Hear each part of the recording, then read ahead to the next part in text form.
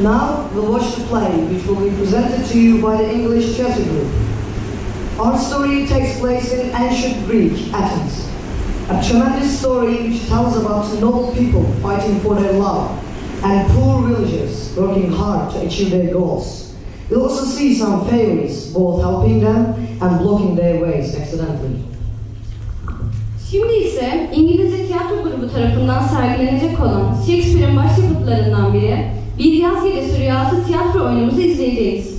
Oyunumuz Antik Yunan Atina'da geçmektedir.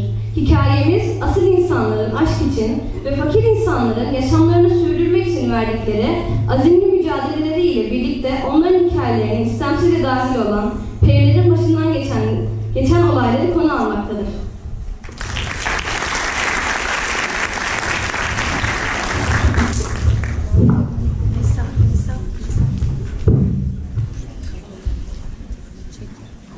Our wedding day is almost here, my beautiful Hippolyta. We'll be getting married in 4 days, the day of the new moon. But it seems to me the days are passing too slowly. The old moon is taking too long to fade away. No, you will see. 4 days will quickly turn to 4 nights. And since we dream at night, time passes quickly then. Finally, the new moon curves like a silver bow in the sky will look down on our wedding celebration. Go, Flustrate. Get the young people of Athens ready to celebrate and have a good time. Sadness is only appropriate for funerals. We don't want it at our festivities.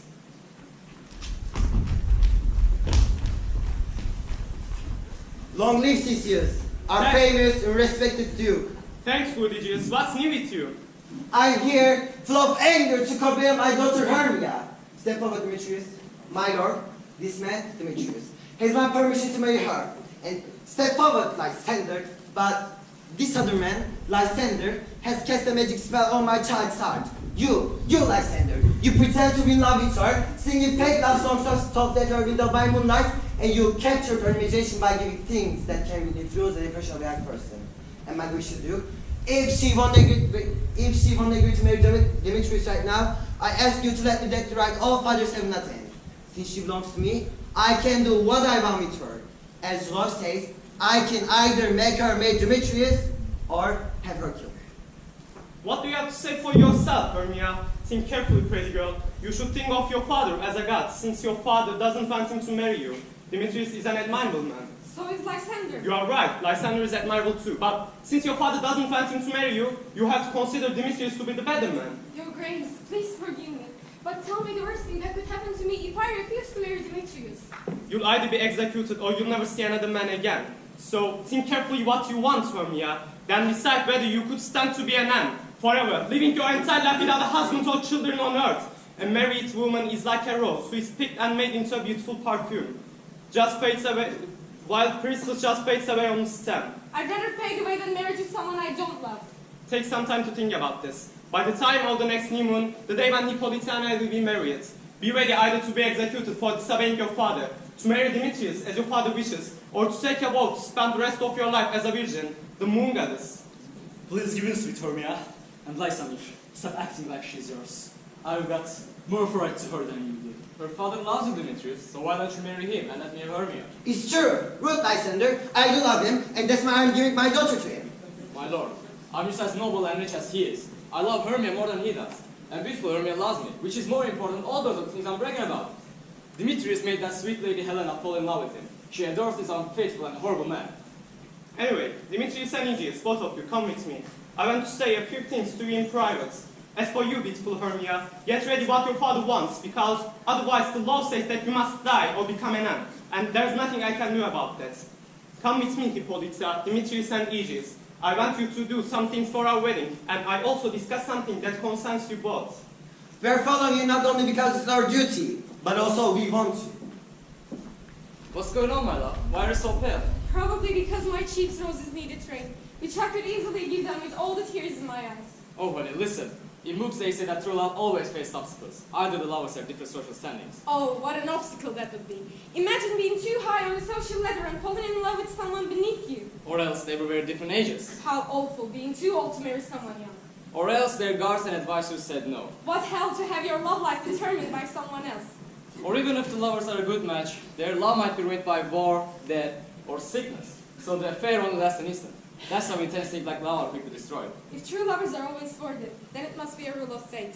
So let's try to be patient as we deal with our problem. It's as normal a part of love as dreams, sighs, wishes, and tears. That's the right attitude. So, listen, Hermia, I have an aunt who is a widow, who is very rich and doesn't have any children. She lives about 20 miles from Athens, and she thinks of me as a son. I could marry there, gentle Hermia, where the strict laws of Athens can't touch us. So, here's the plan. If you love me, sneak out of your father's house tomorrow night. Meet me in the forest a few miles out of town. Remember the place? I met you there with Helena once, to celebrate May Day. Oh, Lysander, I swear I'll be there tomorrow. Keep your promise, my love. Look, here comes Helena. Hello, beautiful Helena, where are you going? Did you just call me beautiful? Oh, take it back. You're the beautiful one as far as Demetrius is concerned. Oh, you're so lucky. If the words were mine, I would give it all up, everything, except Demetrius, to be you. Oh, teach me how you look the way you do. And what tricks used to make Demetrius fall in love with you? I've thrown at him, but he still loves me. Oh, if only my smile could inspire love as effectively as your frowns. I curse him, but he loves me. Oh, if only my praise could inspire that kind of affection. The more I hate him, the more he follows me around. The more I love him, the more he hates me. It's not my fault he acts like that, Helena. That's true. It's your beauty's fault. I wish I had a force like that. Don't worry, he won't see my face ever again. Lysander and I are on the way from here. Before I saw Lysander, Athens seemed like paradise to me. But Lysander is so attractive that he's turned heaven into hell. Helena, we'll tell you about our secret plan. Tomorrow night, when the moon shines on the water, we plan to sneak out of the house. In the woods, where you and I used to walk around on the pale primroses, telling each other sweet secrets. That's where Lysander and I will meet. From then on, we'll turn our backs on Athens. We'll look for new friends and keep the company of strangers. Goodbye, old friend. Pray for us, and I hope you win over Demetrius. Keep your promise, Lysander. We need to stay away from each other until midnight tomorrow. I will, my Hermia. Goodbye, Helena. I hope Demetrius comes to love you as much as you love him. It's amazing how much happier some people are than others. People think I'm as beautiful as Hermia, but so what? Demetrius doesn't think so, and that's all that matters.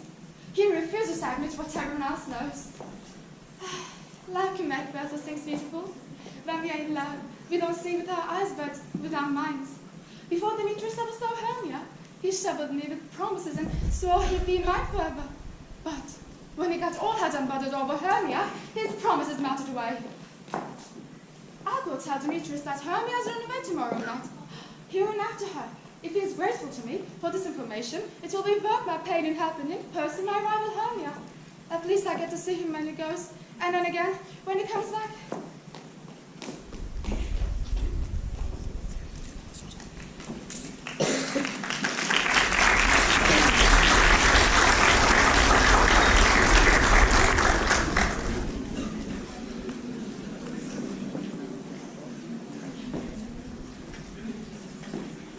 Is everyone here? Is everyone here? Is everyone here? Is everyone here? You should call their names, youngling. One person at a time, in order which their names appear on this piece of paper. I got a list, but...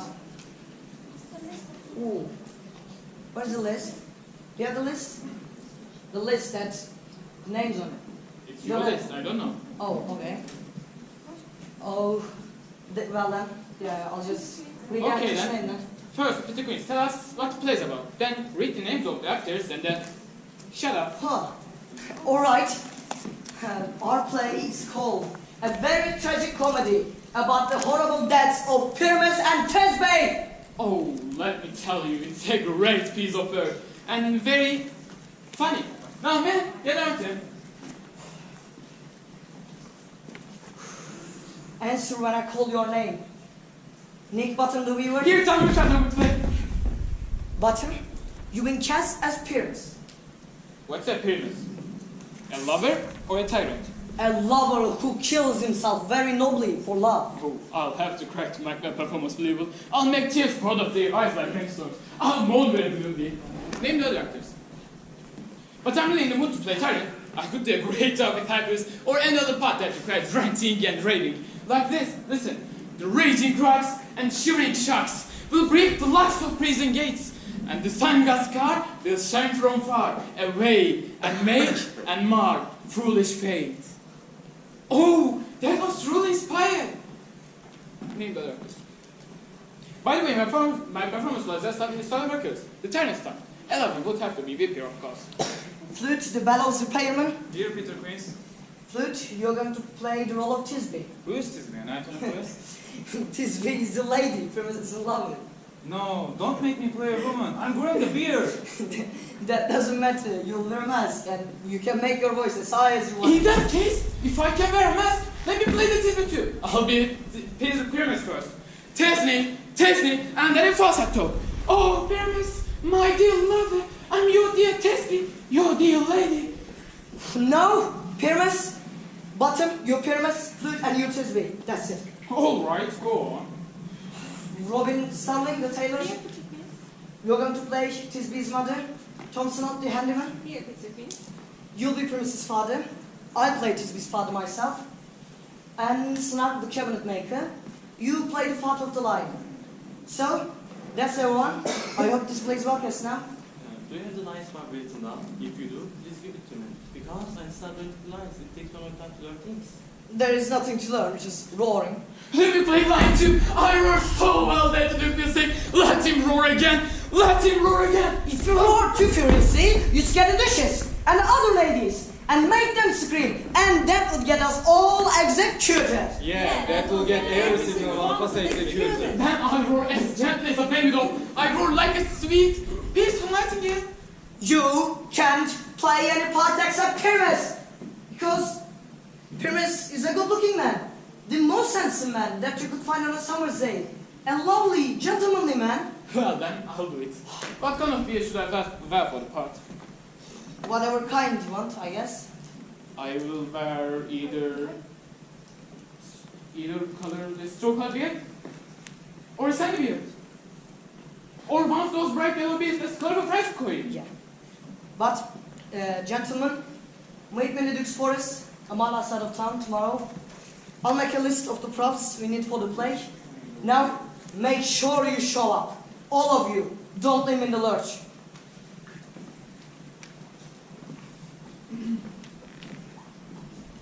Oh, we'll be there, and there we'll rehearse chorus them wonderfully.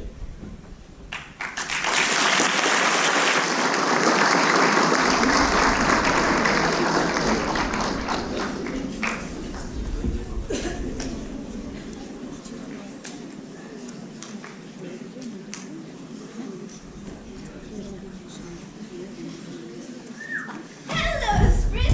Where are you going? I go over hills and valleys. I wander everywhere faster than the movie goes around the earth. I work for Titania, the fragrant, and organize fragrances for her in the grass. Goodbye, you dumb old spit. I wish I had to go away. The king is taking a part here tonight. Just make sure the queen doesn't come anywhere near him, because King Oberon is extremely angry. He is furious because she stole an adorable boy from an Indian king. She has never kidnapped a dying human child before, and Oberon is jealous. He wants a child for himself. The accompany ones wanted to the wife first, but the queen refused to hand the boy over to Oberon, and now Oberon and Titania refuse to speak to each other or meet each other anywhere. They always argue until the face gets so frightened that they hide the corn cup and won't come out. Unless I'm mistaken, you are that mischievous and naughty figure named Robin Goodfellow. Some people call you Hobgoblin and Sweetbuck, and you are nice to them. You do their work for them and give them good luck. That's right. What you say is true. That's me you're talking about, the playful wanderer of the night. I tell jokes to Oberon and make him smile. I take a fat, velvet horse into thinking I am a young female horse. Sometimes, a wise old woman with a sister tucks her stone on me, thinking I'm a three-legged stew, but I slip from on her knees, sir, and she falls down. Oh, my God! And I start coughing, and an everyone laughs and has fun. But step aside, babies, here comes Oberon. And it's my mistress, Titania. I wish it were. How not nice to see you, Titania. What? Are you jealous, Oberon? Please, let's get out of here. I've sworn I'll never say this more. Talk to him again. Wait just a minute. Aren't you supposed to obey me, your lord and husband? If you are my lord and husband, I must be your lady and wife. So you are supposed to be reason you left India was to come here and see that much Amazon Hippolyta. She was your royal lover. And now that she's getting married to Theseus, you've come to celebrate their marriage. How can you stand there, shamelessly talking about me in Hippolyta, when you know that I know about your love for Theseus? Weren't you the one who made him cheat on all of his other girlfriends, like Agos, Ariadne, and Antiopa? These are nothing but jealous lies. Since the beginning of Midsummer, my favorite, and I haven't been able to meet any gardens in winds without being distracted by your arguments. So the pale angry moon, who controls the tides, fills there with diseases. As a consequence of this bad weather and these bad moods, the seasons have started to change. And it is all because of our arguments. We are responsible for this. Do something about it then. You have the power to fix it. Why would Titania want to argue with her Oberon? All I'm asking for is that little human boy is a part of my crew. Get over it. I won't give up this child for all of parents.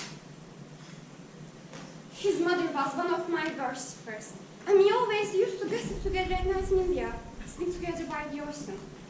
But since she was a mortal, she died giving birth to that boy, and for her sake, I'm raising him and will not give him up. How long do you plan to stay here in this forest? Maybe until after Theseus' wedding day. If you behave yourself and join us in our circle dance and moonlight celebrations, then you can come to us. If not, leave me when I sail from you. Give me that boy and I'll come with you. Not for entire fairy kingdom. Come fairies, let's go. We are going to argue again twice any longer. Well, go on your way then. You won't leave this grove until I paid you back for this insult.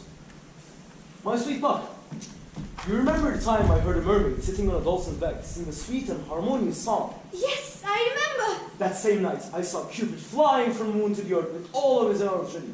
He took aim at a beautiful young virgin. But I paid attention to where that Cupid's arrow fell. It fell on a little western flower.